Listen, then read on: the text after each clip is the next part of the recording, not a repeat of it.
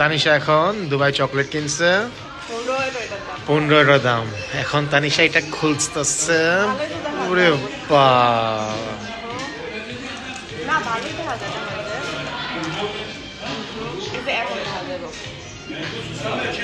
না বাবা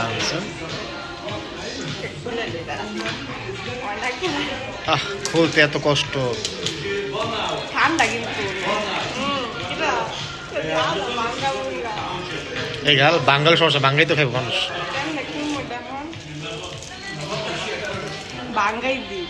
অল্প খালি এটাই